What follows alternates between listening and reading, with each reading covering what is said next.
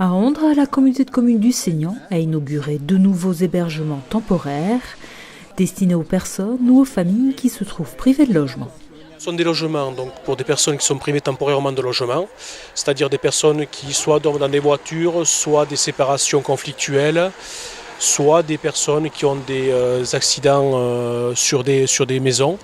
Donc ils peuvent venir temporairement sur ces logements avant de réintégrer soit leur logement, soit d'en trouver d'autres dans le domaine public. L'idée, c'est vraiment à travers ces logements temporaires de pouvoir leur proposer une solution transitoire qui leur permette de travailler derrière un projet de relogement avec les travailleurs sociaux aussi qui les accompagnent, mais aussi la coordinatrice du dispositif, Laure Aubert, qui les suit dans le cadre de cet hébergement-là. Et très souvent, ce sont des personnes qui derrière sont orientées vers le parc de logements locatifs sociaux. Donc il y a un partenariat aussi avec les bailleurs sociaux qui est très important et qui fonctionne bien aujourd'hui sur les dispositifs qui existent sur le Seignance. La maison du garde-barrière a été transformée en un studio à l'étage et un T2 au rez-de-chaussée. 2 logements qui portent à 6 l'offre d'hébergement temporaire et d'urgence sur le Seignan, mais qui reste insuffisante.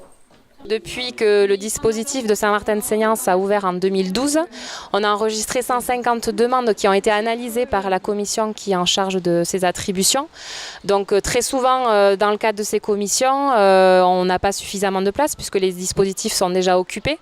Donc effectivement, l'idée c'est de proposer plus de logements de ce type-là et d'hébergements de ce type-là sur le Seignance pour qu'on puisse répondre à une plus large demande qui effectivement est assez croissante.